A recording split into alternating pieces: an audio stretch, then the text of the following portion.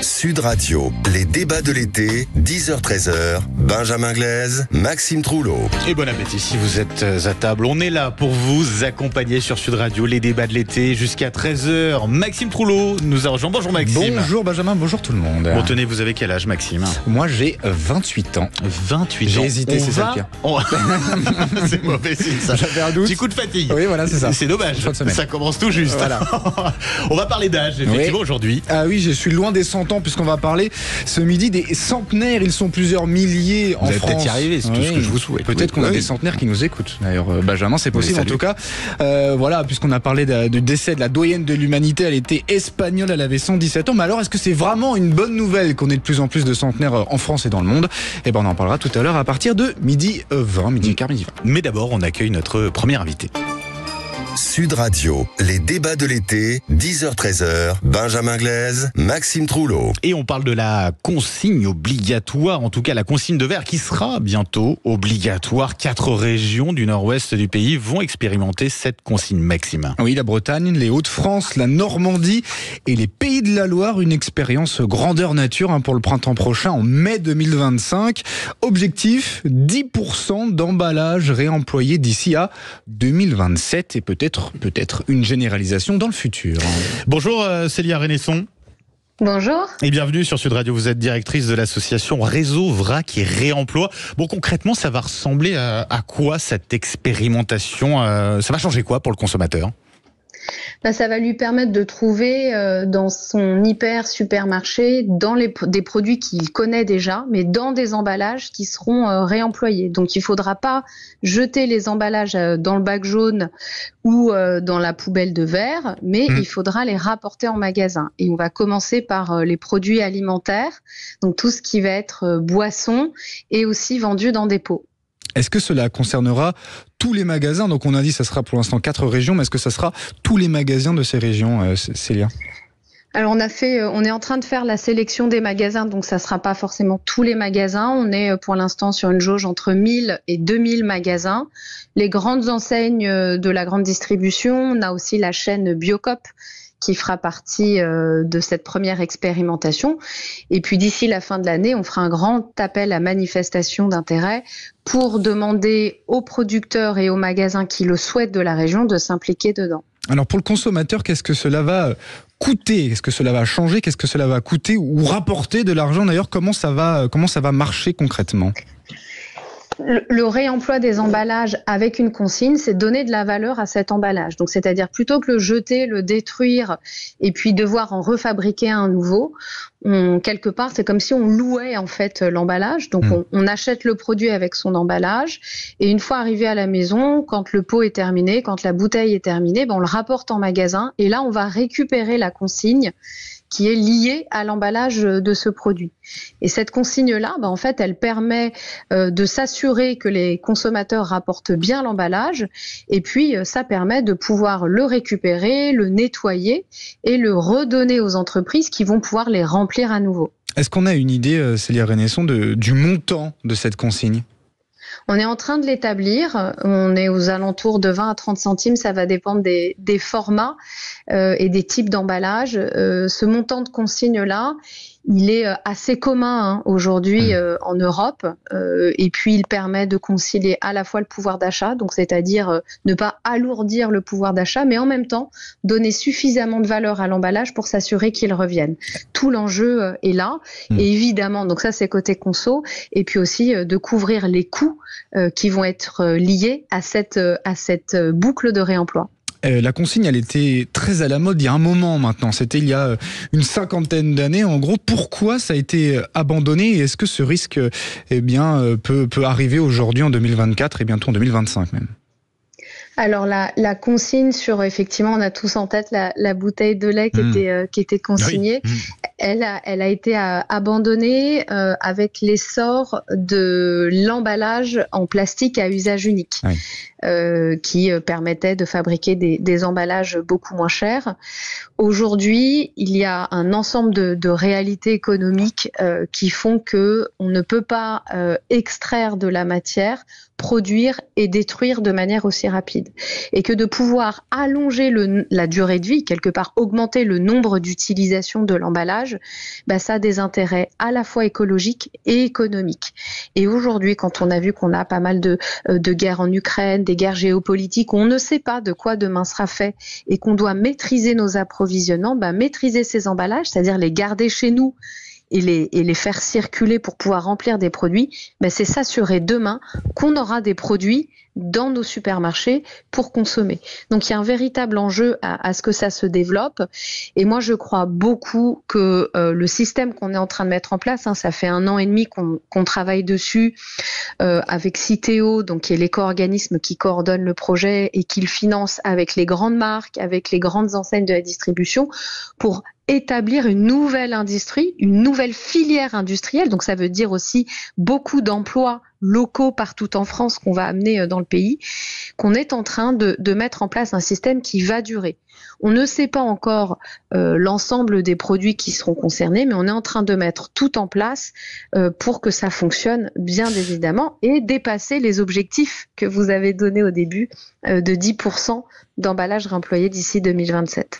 Merci beaucoup Célia Renesson, directrice donc de l'association Réseau Vrac et Réemploi. Sud Radio, il est 12h15. On salue tous les centenaires qui nous écoutent. Je dis tous les centenaires parce que ils sont de plus en plus nombreux. Oui, ils sont de plus en plus nombreux. On fera un petit quiz dans un instant. On va se demander combien ils sont en francs. Je vous dis pas tout de suite le chiffre.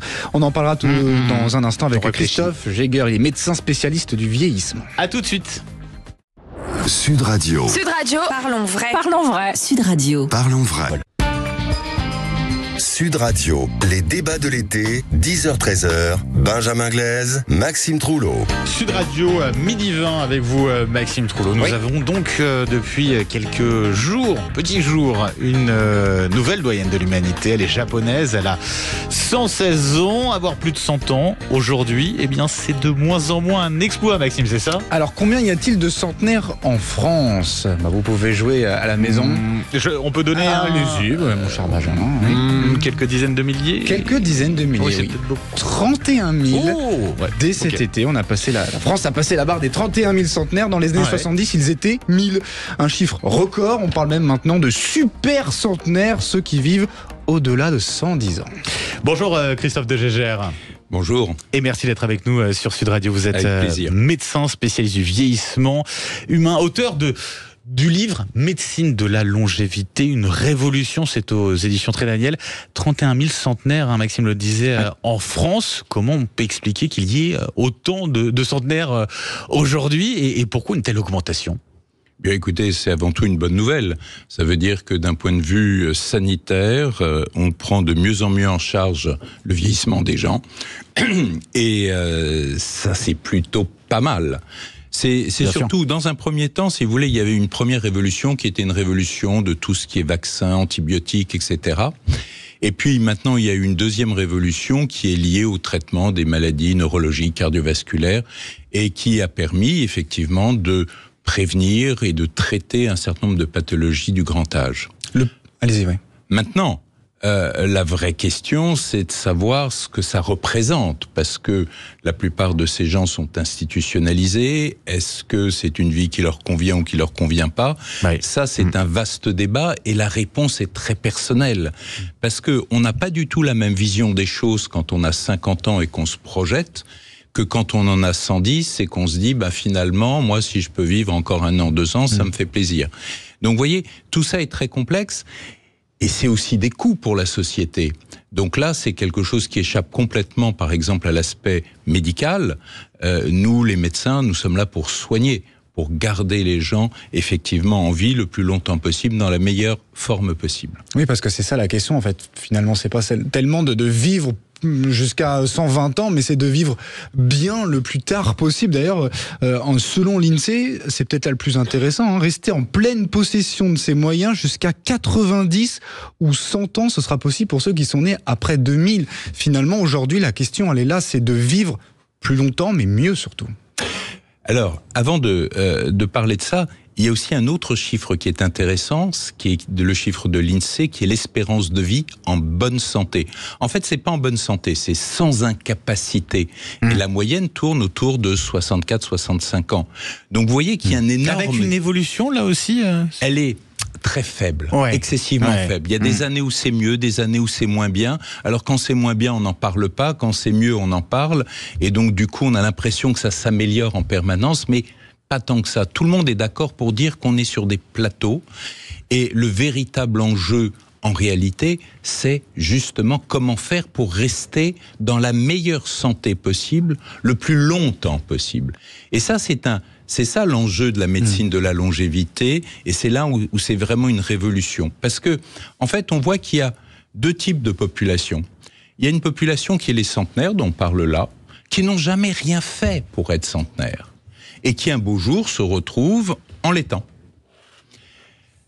Et puis, il y a cette révolution qui concerne et qui nous vient pas que des États-Unis, mais de tous les pays développés, et où des gens se disent « Mais attendez, moi, je vais bien et j'ai envie de rester bien. » Et ça, c'est un enjeu aussi, parce que ce sont des gens de 50, 60 ans qui sont arrivés à un certain établissement social et qui se disent « Waouh, je veux pas vieillir comme mes parents, je veux pas vieillir comme ces gens qu'on voit en maison de retraite, je veux rester debout, actif, créer, aimer, travailler, etc. » Donc, c'est ça le changement de paradigme qui aujourd'hui est important. Et évidemment, ça veut dire ne pas être à la charge des autres aussi. Parce que ça, c'est aussi souvent une motivation des gens qui s'intéressent à leur santé. C'est pas du tout une notion égoïste. Tiens, je suis dans mon coin, je veux rester en bonne santé. Non, c'est souvent des gens qui vont vers les autres. Ça, c'est aussi une caractéristique des gens qui sont passionnés par leur vie. Je veux dire, ils veulent aller vers les autres, ils veulent faire partie d'une communauté. Et c'est ce que l'on retrouve aussi dans les fameuses zones bleues. Vous avez certainement entendu parler de ces zones bleues. C'est des zones comme Okinawa, comme d'autres parties du monde, où il y a une fréquence de centenaires qui est plus élevée que dans le reste du monde. Et qu'est-ce qu'on retrouve dans ces zones? Alors, il n'y a pas de secret, c'est pas le petit verre de Porto pris entre 16 et 17 heures, ou se lever à telle heure, ou se coucher à telle heure. Non, la réalité, elle est toujours la même. C'est-à-dire que c'est des gens qui mangent peu, et plutôt de type méditerranéen. C'est des gens qui sont toujours actifs socialement, toujours actifs physiquement, toujours intégrés dans la société. C'est-à-dire que même à 90 ans, ils vont bosser, mais la communauté va pas leur demander de rapporter autant de riz qu'un type ou une fille de 28 ans. Ils ramènent leurs petits trucs, ce qu'ils peuvent faire, mais ils sont intégrés, ils font partie de la société, et ça, c'est un point très important. Dernier point, très peu de stress dans ces communautés-là, et vous voyez qu'on est complètement à l'opposé de ce que nous vivons dans nos sociétés occidentales. Alors Christophe Dejagières, je voulais évoquer avec vous aussi cette disparité, puisqu'effectivement, depuis quelques minutes, on parle effectivement de ces gens qui vivent de plus en plus tard, jusqu'à 100, 110 ans, voire plus, mais on voit aussi que beaucoup de jeunes aujourd'hui, de plus en plus, sont atteints de cancer. Un enfant sur 440 développe un cancer avant l'âge de 15 ans en France. Est-ce que cela vous étonne ? Et est-ce que finalement on n'a pas de plus en plus une disparité entre ceux qui vont aller très loin et ceux malheureusement qui vont contracter un cancer très tôt et qui pourraient malheureusement mourir plus tôt? Alors, en fait, vous mettez le point sur une notion importante. C'est-à-dire que quand on parle de statistiques et qu'on vous dit qu'en 2050, il y aura tant de centenaires et tant de supercentenaires, c'est en fait des projections statistiques, c'est des probabilités. Et là, on parle de gens, les gens qui ont 80 ou 100 ans aujourd'hui, ils sont nés il y a 100 ans. Ils ont vécu des choses totalement différentes de nous, ils ont vécu dans des conditions différentes, ils ont mangé d'autres choses. Et nous ne savons absolument pas ce que notre environnement aujourd'hui nous réserve, parce que nous avons des décalages importants. Quand on parle, par exemple, des perturbateurs endocriniens, eh bien, il y a des notions intéressantes, parce qu'il y a des pathologies qui peuvent sauter une génération. C'est-à-dire que vous pouvez être exposé et ne rien faire, mais votre enfant fera quelque chose. Donc, aujourd'hui, on est réellement dans, excusez-moi de le dire, dans l'inconnu. Et pour moi... C'est de la fiction. C'est de la fiction. Et pour moi... cette notion de santé, et j'en parle dans mon livre, cette notion de santé et de bien-être ne peut que se concevoir que dans un environnement le plus sain possible. Or, notre environnement nous échappe complètement. Là, vous habitez Paris ou la banlieue, etc. S'il y a une usine à côté de vous, si vous devez acheter telle chose au supermarché, vous n'avez en réalité aucune idée de comment tel fruit ou tel légume a été traité. Vous ne savez pas comment le poisson... Alors, on espère tous que toutes les règles ont été parfaitement suivies, il y a des inspecteurs pour ça, mais en réalité, tout ça n'est pas très clair. Donc, je pense que l'avenir n'est pas simple pour nous. Il n'est pas tracé tel que nos amis statisticiens aimeraient nous le dire.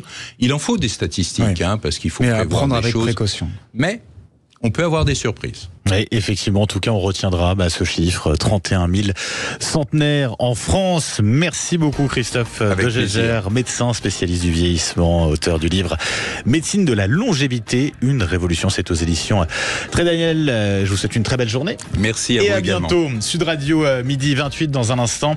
On parlait des personnes âgées, on va parler des plus jeunes, les étudiants qui cherchent un logement. C'est très compliqué cette année, c'est compliqué tous les ans, mais avec l'état du marché de l'immobilier, aujourd'hui c'est peut-être encore plus compliqué. Et bien justement, on vous donne tous les conseils, c'est à suivre sur Sud Radio. Sud Radio. Sud Radio. Parlons vrai. Parlons vrai. Sud Radio. Parlons vrai. Sud Radio, les débats de l'été, 10h-13h, Benjamin Glaise, Maxime Trouleau. Midi 32 sur Sud Radio, les débats de l'été, tout autre sujet, tout de suite. La rentrée étudiante qui se profile, c'est dans moins d'un mois et pour certains, c'est encore une véritable galère pour tenter de trouver un logement, Maxime. Et oui, avec des loyers qui pourraient d'ailleurs augmenter jusqu'à 3,5% à la rentrée prochaine. Il faut d'ailleurs en moyenne 550 € pour louer un studio étudiant, charge comprise, en France. Peu de logements, de plus en plus chers. En 2021, d'ailleurs, le Sénat estimait même le manque de logements étudiants à 250 000. Bonjour Corinne Joly. Bonjour. Et merci d'être avec nous ce matin sur Sud Radio. Nos auditeurs vous connaissent bien. Vous êtes la présidente du site PAP. Est-ce qu'on peut dire aujourd'hui que c'est encore plus dur cette année pour les étudiants de se loger ? Globalement, on peut dire que ça ne va pas en s'arrangeant. Cette année, les particularités, alors il y a toujours énormément de demandes, mais cette année, en plus, elle va être concentrée sur le mois en cours et le mois de septembre, parce que à cause du contexte du mois de juillet, finalement, les étudiants se sont mis à chercher tard. C'est vrai qu'en juillet, il y a eu les législatives. Vous l'avez constaté, il y a un véritable report. Il y a eu un report. Nous, on a constaté qu'en juillet, on essayait de dire à tout le monde, cherchez maintenant, c'est le meilleur moment pour chercher. Au final, quand même, beaucoup ont attendu. Donc, on a enregistré moins 21% de recherche sur PAP.fr. Et depuis le mois d'août, on est à plus 27%. Donc, il y a eu un report. Ceux qui n'ont pas cherché en juillet vont démarrer maintenant. Je pense que certains vont démarrer en septembre. Donc, il va y avoir un phénomène de concentration et du coup, mécaniquement, de rush et de stress. Parce que en parallèle, alors, on a un peu plus d'offres cette année. Mais ça va pas compenser. On a 11% d'offres en plus, mais ça compensera pas la demande qu'il y a en plus. Et est-ce que cette demande supplémentaire, elle influe sur l'offre ? Est-ce que du coup, les prix augmentent ? Les prix, alors ils ont tendance à augmenter. Après, faut quand même être conscient que maintenant il y a un certain nombre de villes et notamment de métropoles dans lesquelles il y a un dispositif d'encadrement des loyers qui, même s'il est pas toujours complètement respecté, la dernière étude qu'on a fait sur ce sujet à Paris montrait qu'il y avait quand même 60% des propriétaires qui le respectaient et donc 40% qui dépassaient les plafonds de loyer. Mais malgré tout, psychologiquement, ça joue. On peut avoir quand même un peu peur des contrôles, etc. Donc ça limite la hausse. L'encadrement des loyers, aujourd'hui, il est quand même à Paris et dans plusieurs villes de banlieue parisienne, notamment du 93. Il est à Bordeaux, il est à Montpellier, il est à Marseille, enfin, il arrive à Marseille, il est à Lyon, il est à Lille. Donc c'est quand même un dispositif qui limite un peu les hausses. Justement, vous avez cité plusieurs villes. Est-ce qu'il y a, j'imagine oui, une disparité entre les villes ? Est-ce que c'est plus dur de se loger, j'imagine, à Paris, en région parisienne, plutôt que dans une ville, je sais pas, comme Lyon, Saint-Étienne ? Alors, grosso modo, Paris est le pire de France, voilà, sans surprise, c'est le plus difficile. C'est très cher et c'est nous, par exemple, quand on a des appartements qui respectent les plafonds de loyer, qui sont donc quand même plus abordables, mettons des studios à 600 €, ils reçoivent assez rapidement plusieurs centaines de contacts. Donc on a des propriétaires qui peuvent avoir 300, 400 messages sur un studio. Donc Paris est loin devant le plus demandé. Ensuite, c'est quand même très très difficile aussi dans toutes les autres métropoles. Donc Bordeaux, Toulouse, Lyon, etc. Ça reste quand même très difficile. Des villes très étudiantes. Voilà, qui sont des villes très étudiantes, avec des écoles qui sont quand même réputées. Après, ça se calme un peu dans les villes moyennes. sauf celles qui sont concernées par le tourisme. Parce que ce qui rend les choses aussi difficiles ces dernières années, c'est la concurrence entre les étudiants et la location touristique, qui, forcément, avec Airbnb et autres. Voilà, donc quand on est sur une ville vraiment du littoral, avec un fort tourisme, en fait, il y a eu moins d'offres. Donc typiquement Biarritz, dans lequel ça grogne pas mal sur les locations touristiques, c'est difficile de se loger parce que un certain nombre de logements sont passés en location touristique et donc ne sont plus forcément disponibles pour les étudiants ou les jeunes travailleurs. Alors on est le 23 août, la rentrée approche. Si vous deviez vous adresser aujourd'hui à un étudiant qui n'a pas trouvé de logement, qui galère, qui a fait 1, 2, 3, 4, 5, 6, 10 visites et qui ne trouve pas, quel conseil vous donneriez à ces étudiants aujourd'hui un peu perdus et même très inquiets ? Alors j'en ai un qui est vraiment très important parce que tous les étudiants, la majorité des étudiants ne le font pas encore. Avant de contacter des propriétaires, créez votre dossier de location. C'est vraiment important. Alors, par exemple, sur PAP, vous pouvez le créer et on est en partenariat avec Dossier Facile, qui est un service public. Vous téléchargez toutes vos pièces. Ça va être vérifié et vous allez ensuite avoir un lien, une URL que vous allez pouvoir envoyer aux propriétaires. Du coup, vous allez directement les contacter en leur disant « Voilà mon dossier, ça va aussi sécuriser votre dossier, etc. » Pourquoi c'est important ? Parce qu'un propriétaire qui reçoit 150 demandes, entre le message complet dans lequel on dit « Voilà mon dossier, voilà ma situation, voilà mes garanties » et le message qui dit juste « Bonjour, est-ce que votre bien est toujours disponible ?» J'en vois passer des comme ça. Évidemment, le propriétaire va traiter en premier le message complet. Moi, j'explique toujours aux étudiants, c'est comme quand vous postulez à un emploi, ça vous traverserait pas l'esprit de pas mettre votre CV. Vous imagineriez bien que vous seriez pas recontacté. Donc, en location, il faut le dossier de location. Vous serez traité en priorité avec ça. On a quand même beaucoup qui se retrouvent dans la situation où ils mentent sur leur dossier. Ça arrive, sans doute parce que il y a cette concurrence avec d'autres dossiers. Vous le disiez et vous le dites. Et puis parce qu'aussi c'est de plus en plus c'est certains profils ont du mal tout simplement à trouver. Donc on a des situations où des dossiers certains mentent quoi. Alors, paradoxalement, c'est pas sur les étudiants qu'il y a le plus ce problème, c'est sur les jeunes travailleurs. Parce qu'en fait, les étudiants, souvent, ce sont les revenus des parents. Et c'est peut-être contre-intuitif, mais en fait, les dossiers des étudiants peuvent être meilleurs que les dossiers des jeunes travailleurs. Parce qu'un étudiant, il a derrière lui, très souvent, ses deux parents qui sont installés, qui sont en CDI, qui ont des salaires, qui sont des salaires de personnes qui ont 20 ans, 30 ans de carrière. Donc, c'est des meilleurs dossiers. À l'inverse, un jeune travailleur, premier emploi, il n'a pas forcément un CDI, son salaire est moins bon. Donc en fait, ce sont surtout chez les jeunes travailleurs qu'on retrouve ce phénomène de faux. Mais chez les étudiants, c'est plus rare parce que les dossiers des parents sont souvent suffisamment bons pour postuler. Donc finalement, sur la location étudiant, c'est pas le problème numéro 1. Et pour faire la différence, j'entendais certains qui racontaient que ils présentaient des dossiers un peu plus originaux, je sais pas, avec des photos personnelles, C'est quelque chose aussi que vous conseillez ou que vous voyez de plus en plus ou pas ? L'originalité ? Ouais. Non, mais oui. Vous toucherez les propriétaires originaux. D'accord. En tout cas, avoir un petit côté un peu personnel, d'une certaine manière, pour avoir ce côté attachant peut-être aussi. Alors c'est vrai que le feeling joue. Le feeling joue. Alors je dirais pas forcément dès le dossier. Je pense qu'en fait au début, il faut quand même, il joue. Mais à un moment, si vous avez l'air de pas être sérieux et que vous n'allez pas prendre soin de l'appartement, ça va pas marcher. C'est-à-dire que le propriétaire après, il est content si vous l'amusez, mais il a pas envie de flinguer son appart quand même. Donc on le comprend. Donc faut commencer avec le dossier. Après, c'est vrai qu'il faut soigner, on va dire, la première impression lors de la visite. Si jamais vous avez, et ça c'est au feeling, mais par exemple, on a des propriétaires qui vont dire je l'ai pris lui parce que il fait la même école que mon neveu, donc je connais, etc. Donc il faut pas hésiter à donner les informations qui vous permettent d'incarner votre profil. Typiquement le nom de l'école, ça peut leur parler tout de suite. Ils peuvent se dire je connais quelqu'un qui l'a fait, donc nom de l'école, ce que vous faites, si vous avez des activités, je pense à une locataire. Vos origines aussi, mais ce qui vous permet en fait effectivement de créer un lien potentiellement avec un propriétaire. Une locataire, qui était en parallèle réserviste dans l'armée, qu'il met. Si vous avez un propriétaire qui a fait l'armée, il va tout de suite se dire tiens j'aime bien cet aspect-là. Donc c'est vrai que si vous pouvez personnaliser votre message et en dire un peu plus sur vous. Mais essayez de favoriser les trucs sympathiques, les trucs qui vont quand même être catégorie rassurante. Typiquement, je suis réserviste de l'armée, c'est rassurant. Je suis DJ à mes heures perdues, ça l'est moins. Ça, on le dit pas. On le garde pour soi. Au-delà des conseils que vous donnez, est-ce qu'il y a des aides pour ces étudiants qui sont en galère, qui parfois ont des parents qui ont des petits revenus? Est-ce que l'État les accompagne?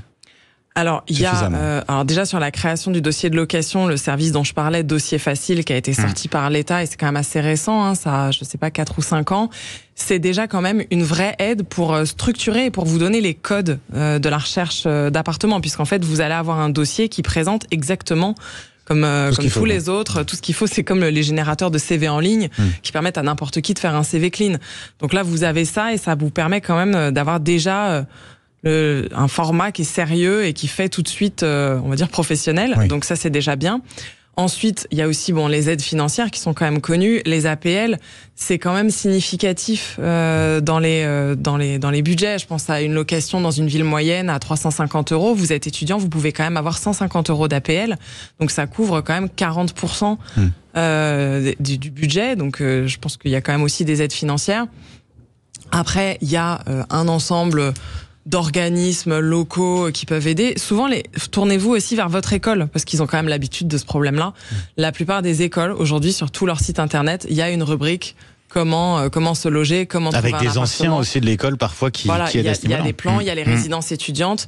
Ouais. Ça va être après plus simple si vous êtes boursier. Souvent, il y a beaucoup de choses qui sont prévues pour les boursiers. C'est vrai que dès qu'on passe un peu le cap et qu'on est non boursier, on a tout de suite moins d'aide parce que si on est non boursier, on va estimer que ça signifie que les parents effectivement en suivent et que finalement ça va.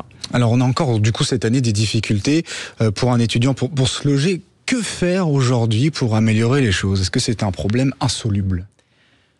Alors, en ce moment, en tout cas, il n'est pas en train de se résoudre. Qu'est-ce qu'il faut faire justement? Construire plus, ça paraît simple, on est en pleine crise de l'immobilier. Plus de logements étudiants, le Crous, est-ce que vraiment il y a une solution aujourd'hui? Alors, il y a un sujet effectivement sur la construction qui est très important et qui en ce moment est très compliqué puisque le secteur de l'immobilier neuf se porte assez mal. Le gouvernement a supprimé les dispositifs d'aide, je pense notamment au Pinel, qui faisait que des gens investissaient dans des logements. Maintenant qu'il y a plus ce genre de soutien, c'est vrai qu'il y a moins d'investisseurs, donc forcément moins d'offres. Donc déjà la construction, c'est compliqué. Il y a un autre aspect, alors que effectivement la construction. Enfin, il faut construire plus, on manque de logements. Après, si on joue pas sur la construction, ça peut être aussi intéressant, et c'est quand même un peu fait, de jouer sur la demande en diversifiant les villes dans lesquelles se trouvent les écoles. Ça a été déjà un peu fait. C'est-à-dire qu'aujourd'hui, il y a moins d'écoles. Enfin, vous voyez, il y a des écoles qui étaient à Paris, moins de concentration, qui se sont mis. Voilà, je pense à Saclay, etc. Justement parce que c'était trop compliqué. Finalement, quand on était à Paris, on savait qu'on allait avoir des étudiants qui allaient pas pouvoir venir ici parce qu'ils allaient pas pouvoir se loger. Donc, il y a un ensemble d'écoles qui s'installent dans des villes moyennes. Voilà, à Caen, à Valence, etc. C'est des villes où il y a beaucoup d'écoles. Et là, pour le coup, vous êtes sur des loyers qui sont quand même plus raisonnables. Et aujourd'hui, il y a des étudiants qui en viennent à privilégier ces villes moyennes plutôt que les métropoles parce que ça va être possible de se loger. Donc, je pense qu'il y a aussi un travail sur, on va dire, l'équilibrage sur tout le territoire, la répartition sur tout le territoire des options pour faire des études. Il faut pas mettre toutes les grandes écoles dans les villes les plus chères parce que ça, clairement, ça défavorise les étudiants les moins favorisés. Corinne Joly, je sais pas si vous avez vu, j'imagine, ce rapport de la Fondation Abbé Pierre concernant les logements bouilloires. Là, les bouilloires thermiques. Ouais, voilà, les bouilloires thermiques. Là, on souffre de la chaleur. Les premières victimes, voilà, c'est les personnes les plus âgées et puis les étudiants. Comment on fait pour justement savoir si le logement qu'on souhaite acquérir, qu'on souhaite louer, est une passoire thermique et peut entraîner ces souffrances-là, forcément, qui sont importantes, trop froid, trop chaud. Alors, voilà, en ce moment, c'est assez simple. Quand vous faites des visites et qu'il fait 30 degrés dehors, voilà, vous le savez directement si vous êtes dans une bouilloire thermique. Sinon, évidemment, on va dire comme indicateur, le seul qui existe, c'est le DPE. Mais moi, je trouve que sa fiabilité est quand même le diagnostic de performance énergétique avec des lettres. Ouais. Voilà, donc il va noter le logement de A à G. Bon, il y a quand même des débats sur sa fiabilité. Donc, je pense qu'on peut pas strictement s'y fier. Après, je dirais simplement, c'est le genre de choses qu'il faut demander au propriétaire. Il faut demander le précédent locataire. Par exemple, il avait combien de factures d'énergie et en été, c'est comment? Et puis, il y a des choses, après, on le sait, par exemple, quand on est sous les toits, il faut s'attendre à ce qu'en été ce soit compliqué. Donc il y a des choses, voilà, ça se voit dès la visite. Maintenant, c'est vrai que les étudiants sont assez concernés par ces problèmes-là, et que le problème, c'est qu'avec ce qu'on vient de dire, déjà qu'on manque d'offres, on peut même pas en ce moment parler vraiment sérieusement d'améliorer la qualité des logements. Pour l'instant, on a déjà un problème moins cher aussi, quantitatif. Voilà, c'est-à-dire que là, il y en a pas assez. Il faut déjà qu'ils arrivent à les payer. Un étudiant, il peut pas toujours financer 100 €, 200 € de plus pour pas avoir chaud l'été. En tout cas, merci pour tous vos conseils, Corinne Joly. Je rappelle que vous êtes la présidente de PAP.fr. Merci à vous et bonne journée. Sud Radio, il est 12h45. Vous le savez, dans un instant, Maxime, c'est notre rendez-vous quotidien, les Jeux paralympiques. C'est pour bientôt. Absolument, avec notre consultant Anthony Martin-Smith. Oui, J-5 avant le début des JO. À tout de suite. Sud Radio. Sud Radio. Parlons vrai. Parlons vrai. Sud Radio. Parlons vrai. Sud Radio, les débats de l'été, 10h-13h, Benjamin Glaise, Maxime Trouleau. 12h49 sur Sud Radio. On poursuit le décompte. J-5 désormais avant la cérémonie d'ouverture des Jeux paralympiques. On continue d'en parler avec notre consultant Sud Radio qui est judoka, qui est double médaillé au championnat du monde. Bonjour Anthony Martin-Smith. Bonjour messieurs, Anthony. bonjour à tous. Alors évidemment, on va parler de la flamme olympique puisqu'elles arrivent d'ailleurs. On va en parler, c'est une petite spécificité pour ces Jeux paralympiques. Mais Anthony, on va revenir avec toi sur ton coup de gueule que tu as passé hier dans le Grand Matin avec Jean-Marie Bordry, notamment contre le festival Rock en Seine. Rappelle-nous tout ça. Alors contre le festival Rock en Seine, non pas spécifiquement, mais en tout cas contre l'expérience malheureuse que j'ai vécue mercredi soir alors que je me rendais sur ce festival. Je me suis vu refuser l'accès sur une plateforme PMR, qui est donc un endroit spécialement aménagé pour les personnes à mobilité réduite, parce que je n'avais pas le bon bracelet. Et lorsque j'ai demandé où est-ce que je pouvais me fournir ce bon bracelet, les agents de sécurité en poste m'ont dit que c'était à l'entrée. Ça représentait à peu près 800 mètres de trajet à faire, à aller puis retour, sans tenir compte de la pénibilité, alors même que le festival avait mis en place une signalétique spécifique en disant sur présentation d'un justificatif que j'ai voulu présenter, où on m'a dit non, ici ça ne marche pas. Donc voilà, un dysfonctionnement qui manifestement vient du côté des agents de sécurité et où on a voulu en discuter et s'en expliquer avec le festival Rock en Seine. Et oui, avec en l'occurrence le directeur général de Rock en Seine qui est avec nous sur Sud Radio. Bonjour Mathieu Ducos. Bonjour. Vous avez entendu à l'instant le témoignage d'Anthony Martin-Smith qui parle de dysfonctionnement. Expliquez-nous un petit peu votre vision en tant que directeur général de Rock en Seine et ce que vous souhaitez lui répondre. Je veux dire à Anthony qu'il l'a compris, qu'on est évidemment attentif au sujet du handicap et à l'accueil des personnes en situation de handicap, évidemment, puisqu'on met en place un certain nombre de dispositifs, et que dès qu'on a su qu'il y avait effectivement eu un dysfonctionnement, on a c'est une situation qui nous a beaucoup contrariés et sur laquelle on a voulu tout de suite avoir des explications pour pouvoir corriger et faire en sorte que ça se passe effectivement beaucoup mieux pour les gens qu'on accueille et qu'on veut accueillir dans les meilleures conditions possibles. Donc il y a effectivement sûrement un brief de sécurité qui a été mal fait ou mal compris et qui a généré cette. Il a été refait depuis. Bien sûr, évidemment. Ouais. Oui, évidemment, le brief de sécurité, a été refait. Et puis plus globalement, c'est vrai qu'on a été confronté d'une certaine manière à un succès. On a été un peu victime de notre succès dans la mesure où on a beaucoup parlé des efforts que nous faisions cette année particulièrement pour accueillir les personnes en situation de handicap. Ça a été beaucoup relayé et je crois qu'il y a eu beaucoup de gens qui ont eu envie de venir et que parfois on a été un peu submergé, beaucoup d'abus d'après l'APF qui gère votre dispositif d'accessibilité aussi, des gens qui ne devaient pas être sur la plateforme et qui accompagnaient des personnes à mobilité réduite et qui y allaient malgré tout. Exactement, comme le disait Anthony, on a un dispositif qui permet aux gens en situation de handicap de se présenter à un accueil spécifique, de parler de leur situation, de leurs besoins, obtenir des réponses sur ce que le festival propose et récupérer notamment des bracelets qui permettent de simplifier le travail des agents de sécurité, notamment aux plateformes, d'identifier les gens qui sont en situation de handicap et leurs accompagnateurs.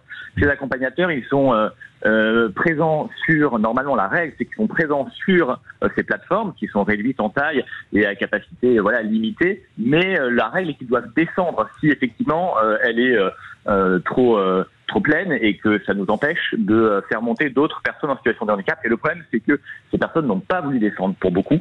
Voilà, c'est une situation qu'on a trouvée à la fois évidemment très dommageable et assez incompréhensible.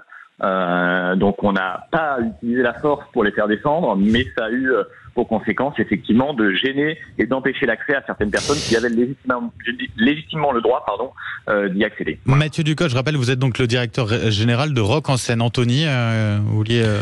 Merci déjà pour vos mots d'une part.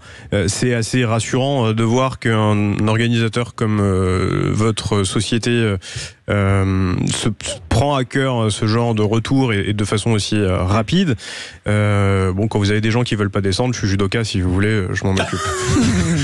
Voilà, vous avez entendu Mathieu Ducos. Voilà. Ça rigole pas. Je pense que le débat en tout cas est clos et que on peut parler peut-être de la suite. Absolument, de notre chronique. Merci beaucoup Mathieu Ducos. Restez avec nous, on va parler justement de cette flamme olympique qui arrive à Rock en scène. C'est paralympique, absolument, qui arrive dimanche soir, c'est ça Exactement, dimanche soir. Racontez-nous un petit peu comment ça va se passer. Est-ce qu'elle sera présentée aux spectateurs? Est-ce qu'elle sera sur scène? À quelle heure? Oui, elle sera sur scène, sur la grande scène du festival, vraiment juste avant la clôture du festival et le concert final. L'idée, voilà, c'était d'avoir un moment symbolique avec cette flamme olympique qui viennent jusqu'à nous, puisqu'effectivement, on a voulu une édition qui soit empreinte de des valeurs de l'olympisme et du paralympisme, et que au-delà de tout le programme qu'on propose pendant le week-end, c'était une manière de symboliser ce lien et ces actions. D'ailleurs, si je me trompe pas, vous allez me le préciser, mais vous avez obtenu un label Olympiade culturelle, c'est ça? Qu'est-ce que cela signifie? Tout à fait. Le label Olympiade culturelle, c'est un label qui vient, souligner les programmations des acteurs culturels qui ont travaillé autour des liens, notamment entre sport et culture, des sujets aussi d'inclusion à travers la culture, ces 2 dernières années, depuis l'été 2022 jusqu'à la fin des Jeux paralympiques. Alors, je le disais tout à l'heure, il n'y a pas une flamme, mais il y aura des flammes. La flamme sera allumée en France à 12 endroits différents. Ça sera ce dimanche, avec une traversée historique, d'ailleurs, sous la Manche, 12 flammes qui vont ensuite donc converger vers Paris, notamment. Alors, Mathieu Ducos, parlez-nous peut-être un petit peu de la suite du programme de Rock en scène. C'est jusqu'à quand? Alors le programme donc de Rock en scène, c'est jusqu'à dimanche soir, donc jusqu'à cette présentation de flammes et puis le dernier concert de clôture de LCD Sound System. Donc on a encore 3 journées et 3 soirées à vivre ensemble, et avec les festivaliers, avec une programmation qui va être alléchante, je crois, et faire que le festival sera, j'espère, trois nouvelles soirées bien festives comme nous les avons vécues hier et avant-hier. Merci Mathieu Ducos, directeur général de Rock en scène. Merci d'avoir accepté de répondre à ce que regrettait Anthony Martin-Smith. Merci d'avoir accepté d'être présent avec nous ce midi. Anthony Martin-Smith, on va poursuivre bien sûr la semaine prochaine jusqu'aux Jeux paralympiques, cérémonie d'ouverture mercredi. On va suivre le relais de la flamme. Vous êtes avec nous aussi la semaine prochaine? Oui. Et voilà, avec plaisir. Jusqu'à la fin des Jeux paralympiques, on va vous parler de nouvelles disciplines, d'autres disciplines qu'on n'a pas encore évoquées jusqu'à présent. Merci beaucoup Anthony, à lundi. À lundi messieurs. À lundi, et puis Maxime également. Passez un bon week-end. Dans un instant, vous retrouvez Jacques Pessis, les clés d'une vie. Très belle journée à tous et bon week-end. Sud Radio. Sud Radio. Parlons vrai. Parlons vrai. Sud Radio. Parlons vrai.